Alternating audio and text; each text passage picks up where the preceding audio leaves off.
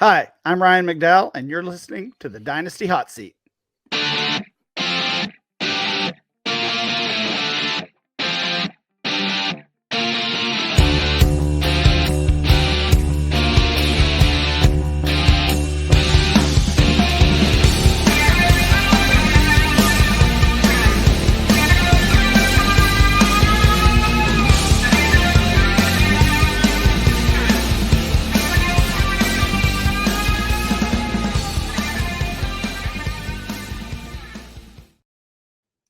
Yes, hello everybody, and welcome back to the Dynasty Hot Seat, the only Dynasty show that is a certified inferno. And today we are back with one of my favorite guests that we've ever had on the show. It is the one and only Ryan McDowell back on. I was going to say what you're from, Ryan, but you do like a million things, right? So just want to tell people who've been living under a rock, where can they find you? What are you up to? Yeah, for sure. I stay busy, definitely. Yeah. You can find most of my work, I guess all of my written work at dynastyleaguefootball.com. Do a podcast there, of course. I also do a podcast as part of the Locked On Network, Locked On Dynasty, along with Matt Williamson. And yeah, you can follow me on Twitter at RyanMC23. Absolutely perfect. And Ryan's back on today to chat some Dynasty hints and tips and also go through some of these 2023 rookies. And just want to thank everybody new joining here. Welcome along. If you haven't already, hit that like and that thumbs up and that subscribe button.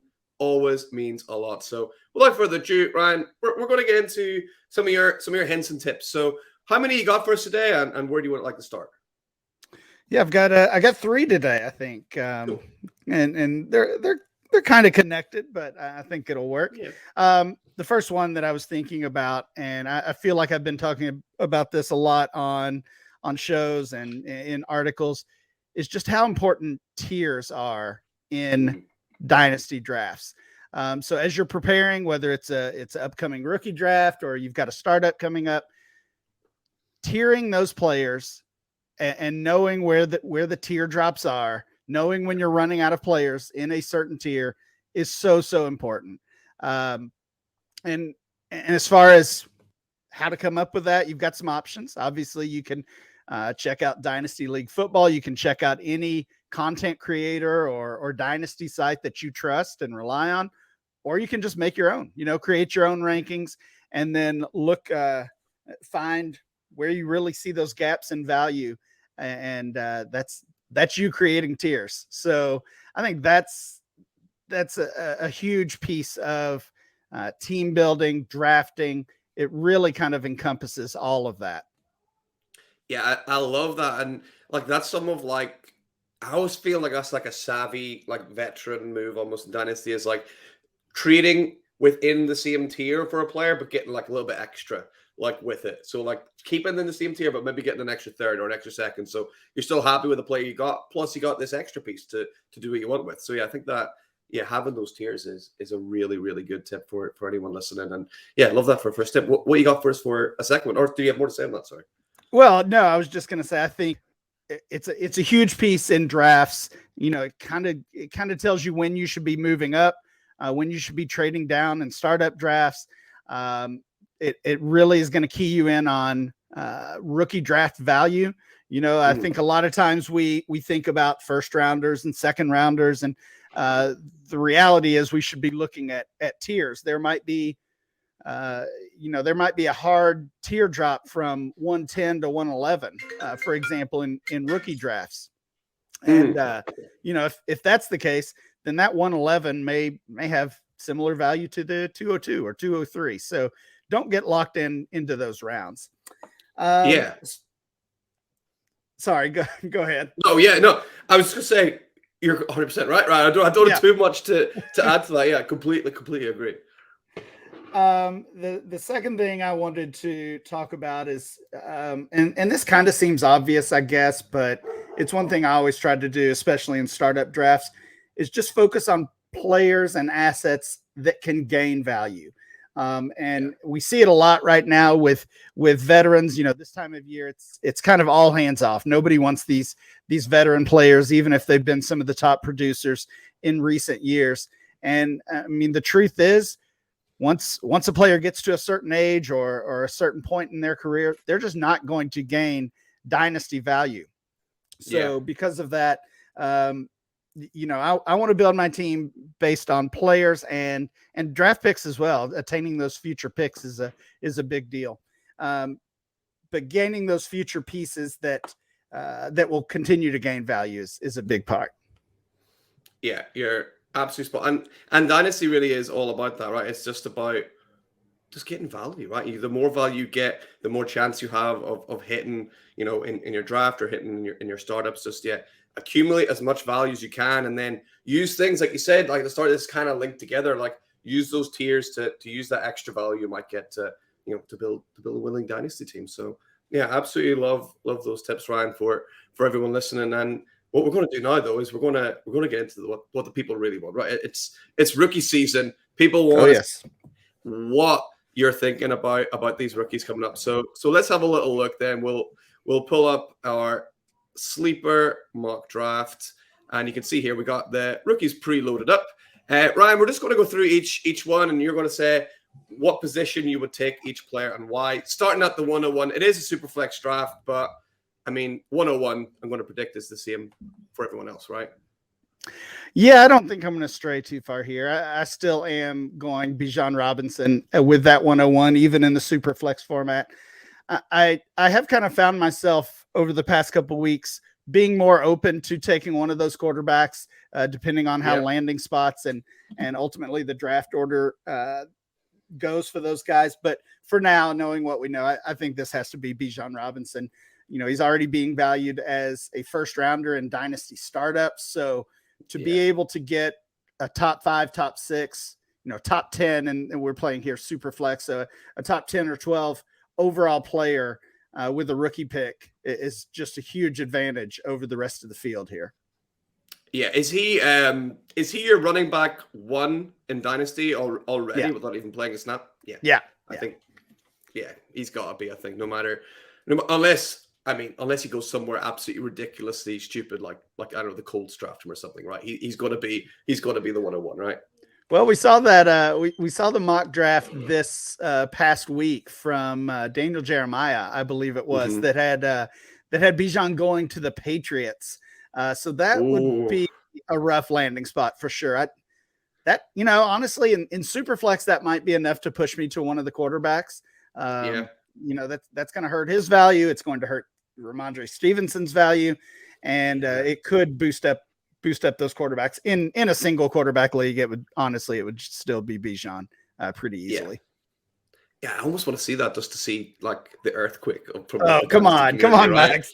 Like I just kind of like, what's that the Joker says? Like some people just want to watch the world burn, right? In the Dark Knight. That'll be really interesting, right? So Bijan's locked in at 1-1 then. So who's jumping in then at pick 2 in the first round? Yeah, we're definitely looking quarterback here. Obviously, at this point, I think we'll see a run of them. My quarterback 1 is CJ Stroud. You know, of course, with Carolina trading up, it seems like that's the guy they're after based on a lot of reports. We'll find out. I think he'll go 1 or 2, and I think he's the most pro-ready quarterback in the class, and in a class where some of the others have some pretty big question marks. I think Stroud is just like your safe, your safe double, if you will. Yeah, absolutely. So I find, I don't know if it's strange or not, but like everyone assumed that Bryce Young, he was going to the Texans, he was going to be like the first quarterback taken. But now the Panthers have traded up. Everybody's sure they're going to take Stroud. But I'm like, why is everyone like, how is Stroud overtaken Young without anything happening? You know what I mean? Yeah, I mean, I think there were some dots connected with Josh McCown and CJ Stroud.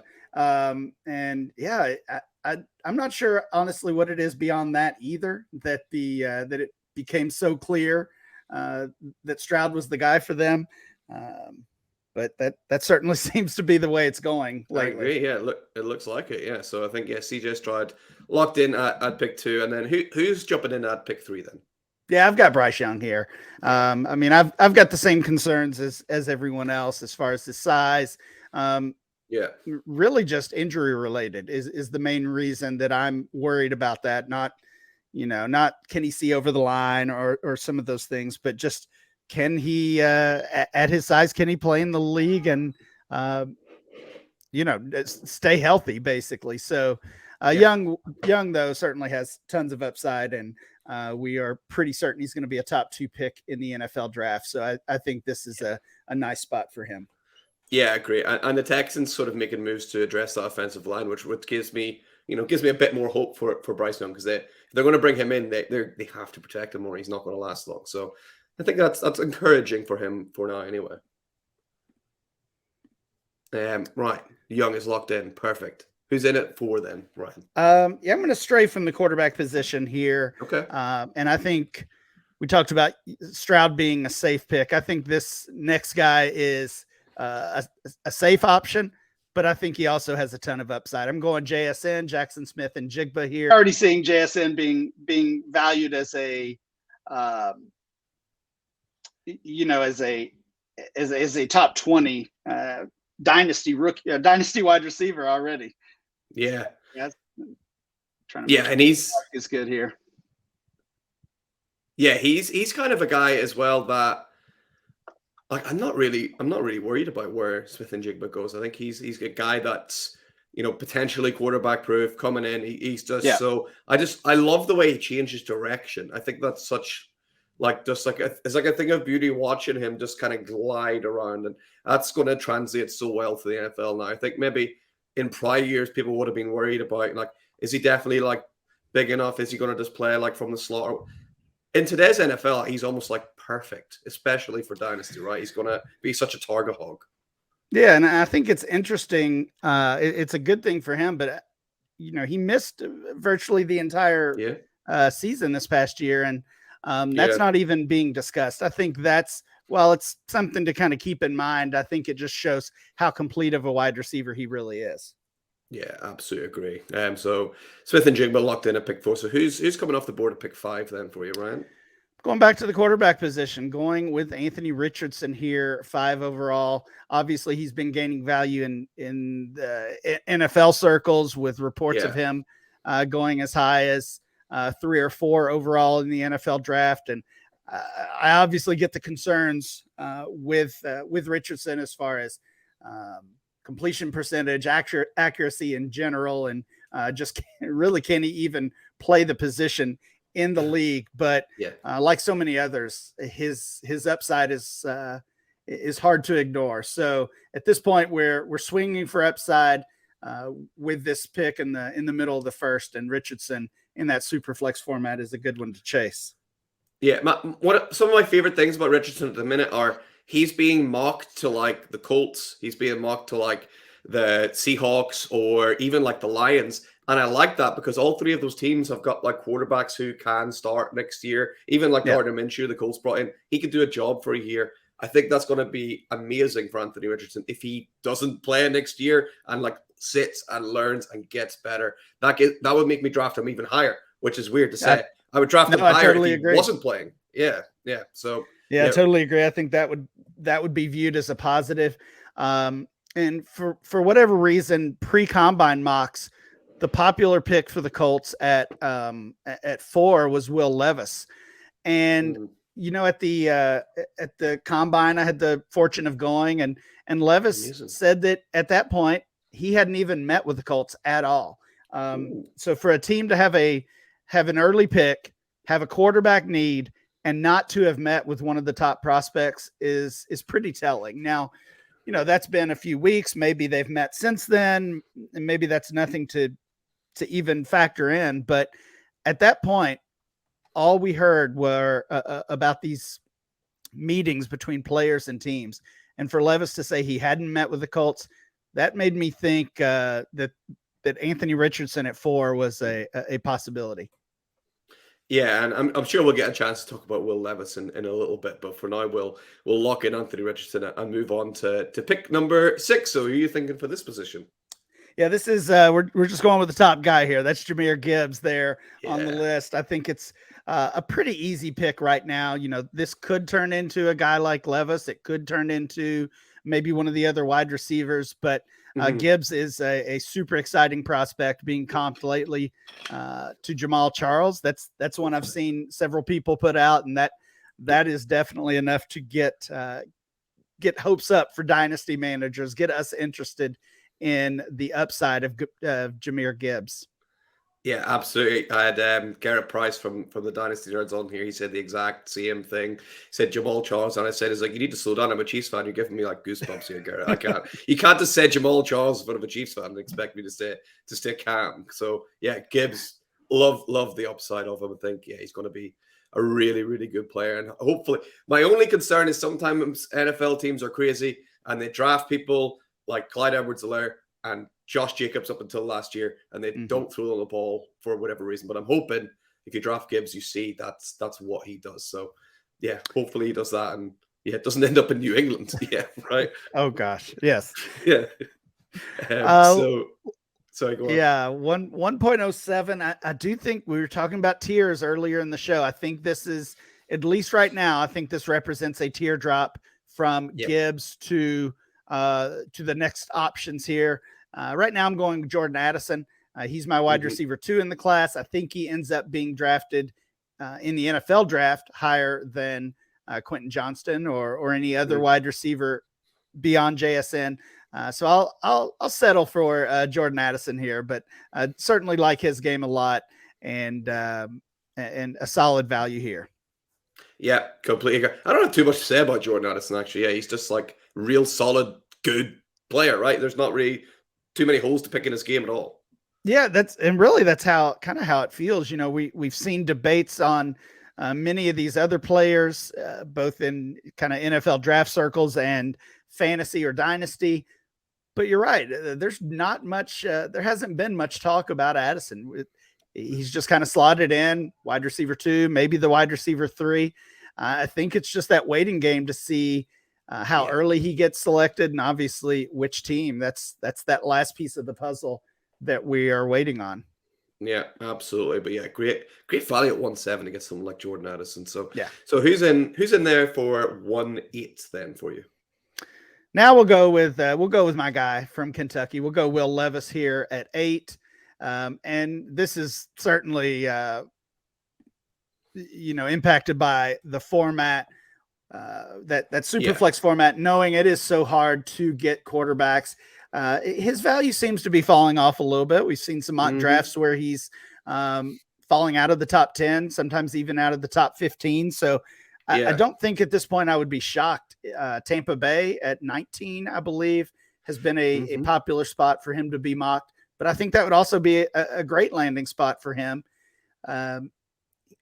He seems to get lumped in a lot with Richardson as these project types who need, maybe need a redshirt year. I don't think that's true of Levis at all. I mean, he's going to be 24 years old in June. He's essentially a veteran. He's played in NFL systems already, 2 different NFL systems with 2 different offensive coordinators who had NFL experience prior to going to Kentucky. So, if you're a team in the top 10, top 12, 15 that feels like you need that starter right away, I think Levis can come in and be your week 1 starter from the beginning. Now, I don't think the upside of the other 3 quarterbacks is there. And that's why that's why he's falling. That's why he's here in the back half of the draft instead. Yeah, I think you're right. And, I sort of expected, like, after his pro day, I was like, oh, are we going to see, like, this wave of Levis, like, support coming through? And everyone was kind of just like, okay. Like, there wasn't as, like, big of a boom as, some other people we've seen after their pro days. So, yeah, I think he's a solid. I think, actually, I listened to your colleague, Matt Williamson, say, like, he's closer to 5 than he is 3. And I was like, I kind of maybe agree with that. It seems like that's the growing sentiment. And from a dynasty standpoint, I would agree with that. And from an NFL draft standpoint, I probably would as well. There was even some talk early on that he could be the 101. He was being mocked with the top spot. And I mean, we're just not seeing that at all. That doesn't seem, no. I mean, it seems more likely that he falls outside of the top 15 than he goes top 3 or so at this point. Yeah, completely agreed. But yeah, definitely still a good first round dynasty draft pick for sure. And he's locked in at 1-8. And then who's going at 1-9 for you? Yeah, Quentin Johnston here, wide Yep. receiver 3, and I've been flip flopping Levis and Johnston. So ask me again tomorrow, and maybe I have a different order for those two. But yeah, I'm a little concerned with what the NFL thinks about Johnston. I really want him to go in the first round. That would make me feel a lot better about his profile, about his prospects moving forward. But he's pretty well locked in here right now to this top 9 spot, be it 8 or 9. Yeah, I think so. I think my big thing with Johnston is obviously he's a big guy, but I always feel like you should get more out of him, right? It's like you could be playing bigger than what you are, and that could be coached into a guy as well, I'm sure. So maybe people will see the potential with him. So we've got him in at 9. Who's coming in at 10? I'm going Zay Flowers here at 10, another wide receiver. And, I could certainly see Flowers being drafted in the NFL draft ahead of Johnston, maybe even ahead of Addison as well. His stock seems to be going up. I'm buying in. I think he's pro ready as well. Spent an extra year at BC when he could have come out last year. Really, really excited about his game, especially as the NFL seemingly has this move to relying on smaller wide receivers more and more. So the next couple of guys here are gaining value because of that, Flowers being the first one. All right, well, let's roll right into the next one then. So who's going to 1 level receiver in a similar mode, or is that coming a bit later? Josh Downs, another smaller wide receiver who I think again can play immediately. Possible first round draft pick in the NFL, probably more likely to be a second rounder, I would say. But can be an impact on your dynasty team immediately. And here in the late first round, I think is a pretty good value. I will say this is, I used that example of 111 earlier with the tiers. This is it. I mean, from 111 to probably the mid second round, those guys are kind of jumbled up for me. Draft capital, landing spots, all of those things, upcoming pro days as well. That could totally shift the order of the next 5, 6, 7 players or so. And yeah, again, maybe like a perfect opportunity here when you're doing your rookie drafts to say, this pick's on the block, move down a couple of spots, get an extra bit of value, still get a guy you like in the same tier, right? Like it's just perfect. Yeah, my favorite thing to do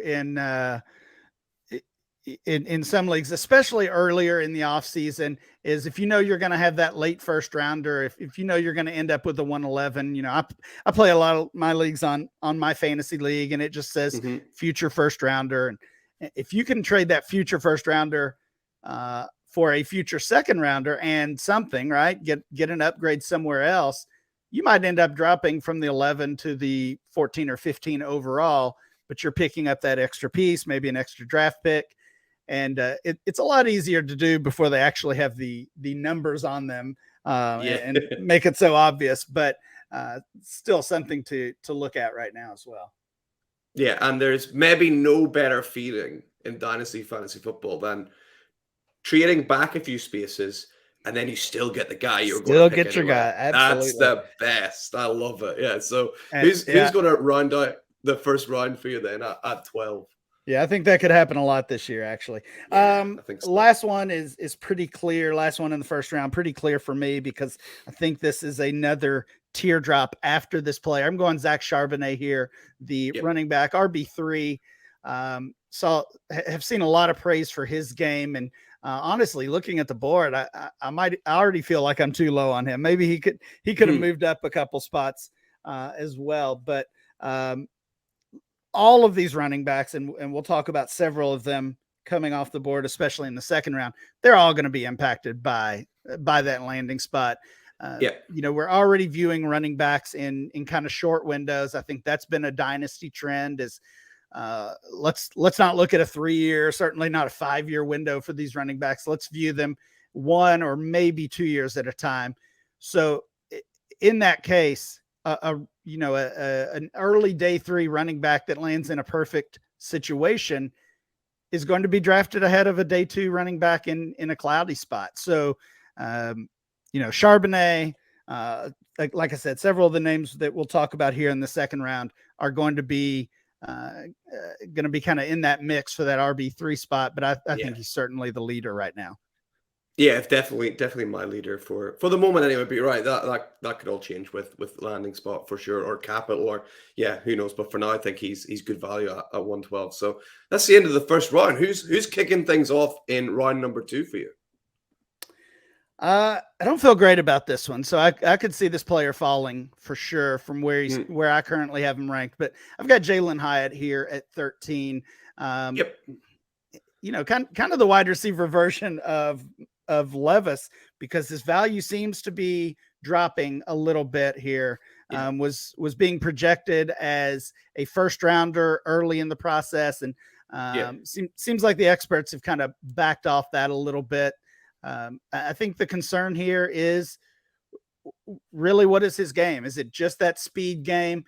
Because it's not going to work in the NFL the same way it did in the SEC. And in fact, that was one of the comments he made that I think he made at the combine that I think kind of got people questioning his game and his transition to the league. He was asked about working on his route running, that had been identified as maybe a weakness or a spot where he could improve. And his answer was, I can run all the routes. I played in the SEC. And everyone around me was, kind of, I don't know if that, I don't know if that checks out. Playing in the SEC is obviously impressive for a college football player, but it doesn't mean you automatically know how to run all the routes. So, we were looking more for what he's been doing this offseason or this pre-draft season to improve on that. And he didn't give us any of that, unfortunately. Yeah, and also, unfortunately for him, like, SEC receivers are a dime a dozen in the NFL. Like, that doesn't make you that special. Like, sadly for him. So we'll see how he pans out. But yeah, for the minute he's locked in at 2-1. So who's going after him at 2-2? Well, if Hyatt was the wide receiver loser at the combine for me, this guy was the winner. I'm going with Marvin Mims. I was just really impressed with him at the combine, both his interview and what he did on the field. All the numbers check out. Obviously has an impressive history of production in college, and one of those guys that caught our eye really immediately, and feels like he was in school for forever, because he stuck around all 4 years. But Mims is the guy that just safe and reliable. I think he's really moved up the board for me, and his versatility as well. I think he can play in or out, inside or outside in the league.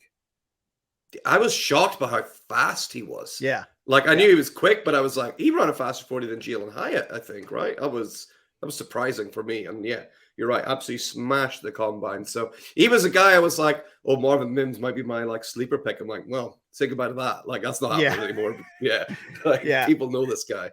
I think he probably moved up at least a full round for me. I agree. Thanks to the combine. Yeah, absolutely. So 2-2 is still good value for Marvin Mims there. So who's going to follow him right after at pick 3 of the second round? And this begins a long line of running backs, and I kind of mentioned this with Charbonnet, but this is really where it gets muddy. And come NFL draft weekend, this might be thrown out the window with what we learned. But my first running back here in this tier is Devon Achane. Just can do so many things that a lot of the other running backs can't. Obviously, the questions here are about his size, about his role in the NFL. So he needs to land on the right team, and it's not just the team that has some available playing time, but it's about the team who can use him the right way, who has the perfect offensive fit for him. But Achane, he's a player I'm excited to see in the NFL, and his fantasy value is kind of TBD. Not exactly the same type of player, but reminds me fantasy wise a little bit of Kenny Gainwell, who, this time in his rookie season, he was a late first round rookie pick, ends up falling a little bit further, falls to the Eagles at the time, a crowded backfield, still a crowded backfield. And, Gainwell lost a ton of value in those rookie drafts. So honestly, the same type of thing could happen to A-Chain. We'll wait and see, I guess. We'll have to wait and see. I have to tell you my favorite stat. So regular listeners to the show are like, "Oh, he's going to talk about this stat again." Like I mentioned everywhere. But if his personal best in the 200 meters would have been good enough to finish 5th in the last Olympic Games. He's ridiculously fast. I just can't wait. I can't wait to see it on the field. So H in there, just great at 2.3. So who's following him there at 2.4? Yeah, we're going to continue the running back group here with another player that really moved up post-combine, had a huge Senior Bowl week, and then continued that in Indianapolis. I'm going Tyjae Spears here. Yep. And there were a lot of players, a lot of running backs especially, who kind of had that name value. If you played Devy, you were well aware of these guys. Maybe they had big years earlier in their career. And by default, I think they've kind of been ranked pretty highly. And guys like Spears and a couple of the other players that we'll talk about are starting to move up and overtake those players. So really like Spears. He commanded the room in Indianapolis when he was giving his interview, had reporters cracking up, and it was an impressive sight to see him as a pretty small school running back just dominate that time with a lot of other bigger names around him. And that's one of those things that are like, people always talk about the intangibles, right? And it's like, these guys have to get interviewed. And if you can see Tyjae Spears doing that, he's probably going to interview well. So he's probably going to get pretty good draft capital, which is probably going to be good for his Dynasty value, right? So all these things add up and really matter for these players, right? Absolutely. Yeah, so Tyjae Spears coming in there at 2.4. Who's coming right after him at 2.5? Yeah, just click on that running back button because I'm going to keep firing them off. Roschon Johnson is next for me. And he was another player I was impressed with in Indianapolis. Obviously, was behind another guy that was behind some of the bigger names coming into this process. Yeah. But he just talked about his, that he wanted to stay at Texas. He was asked about why didn't he just transfer? He could have played a larger role, didn't have to stay behind Bijan Robinson there at Texas. But just talked about his commitment, wanted to follow through with that. And in watching, kind of catching up on his game and watching a lot of him, I think about the things that the ways that he was able to grow his game as that backup running back. I mean, he's a huge contributor on special teams. He's a very solid pass blocker and honestly even run blocker. We saw him and Bijan on the field together multiple times, really all the time. And even as a bigger back is a solid pass catcher. So he can kind of do those backup running back things really well, but he has the frame, the size to be that first and second down back in the NFL. So it's kind of best of both worlds with Roschon Johnson. Yeah, completely. He ticks so many boxes, and like you can't let the fact that he was behind Bijan like mar it really, because like we just talked about at the start of the show, Bijan's the best fantasy running back like there is right now, Dynasty running back. So everybody else is behind him. So why are we going to knock Roschon Johnson for being behind him, right? So yeah, I like him in there at pick 2.5 and pick 2.6. Are we sticking running back still? We're sticking running back. Like I said, I think we'll definitely get some clarity in once the NFL draft happens, and maybe we'll have some of these wide receivers, some of these tight ends jumping ahead of these running backs. But for now, I'm sticking with the ball carriers. Sean Tucker next on the list. From Syracuse. Just really solid career, and kind of got to the point where his game was being analyzed so much that I think there were concerns about what does he do? Does he have any elite traits? What does he do better than anybody else? And that's a tough question to answer. I'm not sure that he has one of those elite skills, but I think he does everything really well, and probably not going to be a starting NFL running back at least anytime soon, but can definitely be a part of a committee and a valuable dynasty asset. Yeah, exactly, and that's kind of the way running back is going at the minute, right? You're 9 times out of 10 you're going to be part of a committee. So Sean Tucker is a nice weapon to have in a committee for sure. And yeah, we got him locked in. So we got 4 running backs in a row. Are we making it 5 for 5? Oh, we're making it 5. Well, we might make it 6, 7, 8. But 5 is Kendre Miller. Really like his game. I mean, the only reason he's this far down is that late season injury. I'm just not sure how that's going to impact him. If he's going to miss, does he miss camp? Does he miss the beginning of the season? Does he land on the PUP list? Because we've seen those rookies with injuries early in the career, or really to begin their career. We've seen them lose value. I mean, even Odell Beckham, who was a first round dynasty rookie pick, people were trying to get rid of him because he had I think it was a hamstring injury to begin his career, missed the first several games. That's the example that always comes to mind, because if you gave up on him before he got on the field, it certainly cost you, and that one hurts. So I don't know if Kendre Miller will have the same type of impact, but not a mistake we want to make in general. Yeah, absolutely. And I think that happened with more recently with Devonta Smith, right? He kind of got injured right at the very start. And well, I remember in my home league, I bought Devonta Smith in for a first and a second, and everyone was like, "Oh, you're buying an injury-prone player." And like, thanks, Matt. Thanks for the pick, buddy. I'm still pleased with that. So maybe we could do the same with Kendre Miller. Who knows? So he's that locked worked in out pretty well for you. Yeah, let's see if I can run it back with that. That'd be quite nice. So he's at 2.7. Who's coming in at 2.8 for you then? Another running back, and another favorite of mine. I'm probably higher on him than the consensus, I would say. Izzy Abanikanda is next on the list for me. In this one man rookie draft, this is where he goes. If I'm in a typical rookie draft at this point, I know I can probably get him in the 3rd round. Wouldn't necessarily have to reach for him, but this might be one of those examples where you're moving up or down the draft to get your targets. So if I was sitting here with that 2.08 pick, I would know I could probably move down and still get my target. And again, the NFL draft is going to change everything. So if he gets that day 2 draft capital, like I think he could, then his value is going to increase. Yeah, absolutely. And, usually, and like, do you know what?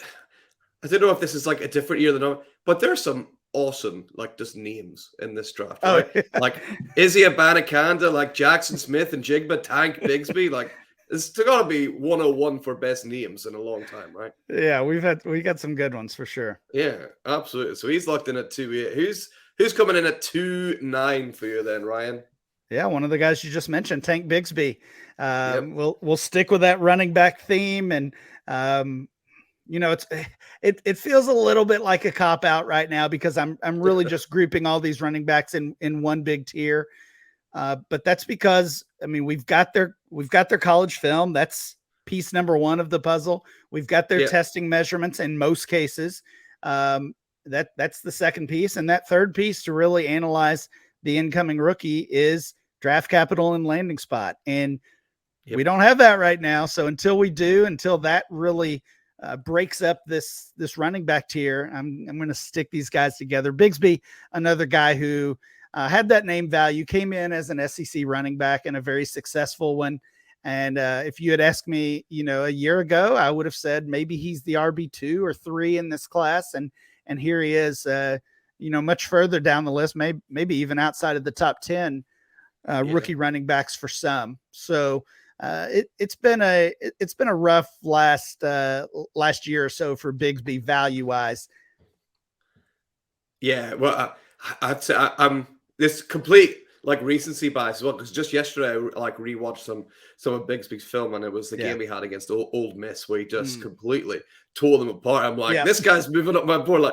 But with so many of these running backs, right? They've all got games like this, and I don't think anyone will be mad at you if you completely reverse the order you pick these guys. You took Bigsby first and Etienne last, right? Just until they have a landing spot, this is where we're at with these guys. But yeah, they're all like so much potential there. I love the running back depth in this class. And we got 3 more picks then in the second round. So where are you going to go with pick 210? One more running back. One more. It's Zach Evans. And this is the guy I said I was higher on consensus on Abanikanda and Roschon Johnson. This is the opposite. I'm lower on much lower than consensus on Zach Evans. For many people, he's probably the RB4 or 5. I've got some concerns. And while some of these guys shined at the combine, especially in the interview process, which we got to sit in on, Zach Evans really struggled to talk about his pre-draft process as far as how he's been preparing for the draft, struggled in talking about how he sees himself fitting in to an NFL franchise. Those are just, those were not encouraging signs. You talked about it with Spears. Hearing what we hear makes us think that those guys probably, a guy like Spears interviewed well. Again, complete opposite. I worry about what that might have looked like when Zach Evans got in a room with an offensive coordinator asking him about, why they should draft him or how he would help the team. Yeah, and those aren't exactly like difficult questions he was being asked. Yeah, those are like layups, like just for press snippets. Like, if he's stumbling on those, that's not a good sign. And it's like, Ryan, you're more like in depth in the college team, but the big thing I always feel to understand with why people would draft Zach Evans higher, is it right in saying like he transferred because he couldn't beat out Kendre Miller, right? Is that why he kind of transferred? Because Kendre Miller was in the way? I don't know that was necessarily it. I think he was just the way I always looked at it was he was just looking for that larger program or a larger profile, and you transfer to the SEC. And I mean, a couple of ironic things happened from there. Obviously, TCU makes the big run and has their best year ever competing for a national title. But also when he gets to Ole Miss, a true freshman named Quinshon Judkins ate his lunch and was the best running back on the team by a mile. So I think that transfer really ended up hurting Zach Evans' profile. If you go back to the beginning for him, he was the RB1 as a recruit coming out of high school. Yeah, couldn't settle on a school, made tons of different visits.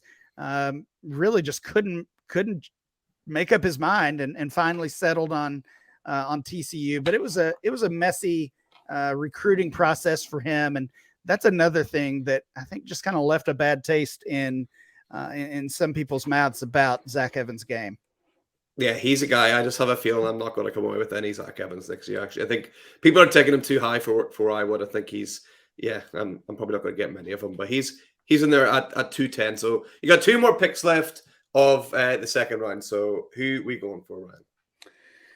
Well, I think this is a value pick. I've got some questions about the player, but in the format, you can't really pass on Hendon Hooker much longer. Yep. So I'll go back to that quarterback position.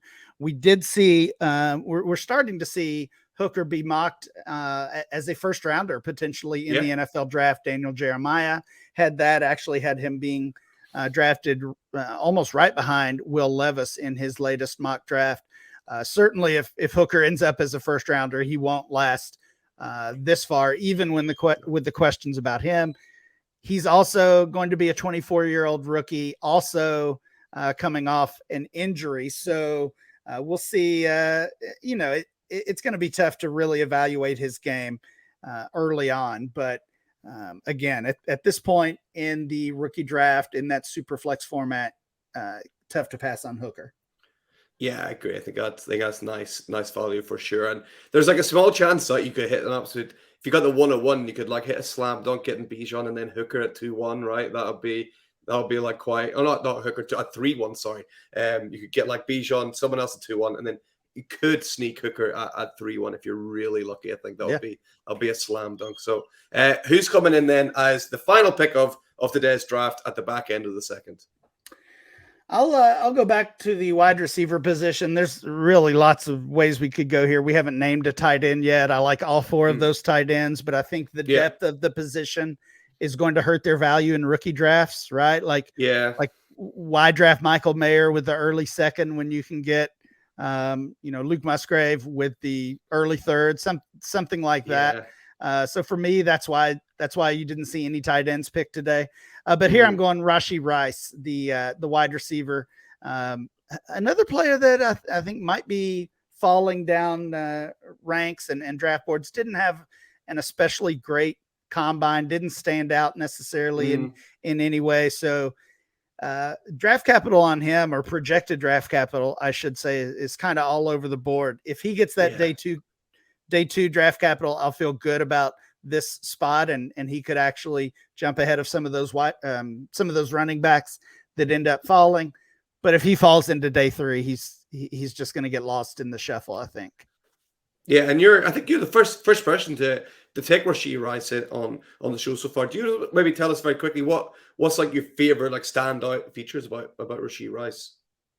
I mean, just the ideal slot, and a guy that, and this is kind of one of those things I think is another trend in the NFL. We're seeing those slot wide receivers used as deep threats as well. So, and Rashee Rice can do that very well.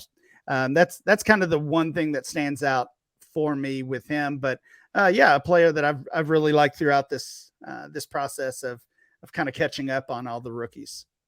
Amazing, brilliant. So that brings us to the end of our second round. And Ryan, just before we let you go, is there anyone you're like, this is like my sleeper guy, this is who I would take like in the third and the fourth, or like guys you're like, keep an eye on this guy? Is there like one or two names that come to mind for you for like a sleeper kind of pick? Well, the tight ends would not be sleepers, but those are probably like the best available guys that I didn't take here. I'm really interested in Tyler Scott, the wide receiver from Cincinnati, speed guy. And, from what I have seen, again, he's going to get surprisingly high draft capital. We haven't been talking about him much in kind of dynasty circles, but I think he could be a third round NFL draft pick. And if that happens, he's going to jump into this range that we're talking about right now. Yeah, absolutely. So that's keep your ears peeled for Tyler Scott out of Cincinnati. That's the first time I've heard that name mentioned on the show. So that's a great one for people to keep their eye on. And that's it, Ryan. I would just sort of say thank you so much once again for coming onto the show and sharing your hints and tips and letting people know who you're mocking in these 2023 rookies. And just want to say thank you everyone for listening. Before you head off, Ryan, do you want to remind everyone where can they find you online? Sure. You can find my work at dynastyleaguefootball.com and also follow me on Twitter at RyanMC23. That is perfect. And thank you once again for coming on, and thanks everybody once again for joining. And one last time, if you enjoyed the show, hit that like and that subscribe and do all that good stuff. It really, really does help. It's great. So remember, folks, thanks for listening. And for anything Dynasty you need to know, keep it locked on the Certified Inferno and stay lit. We'll see you next time.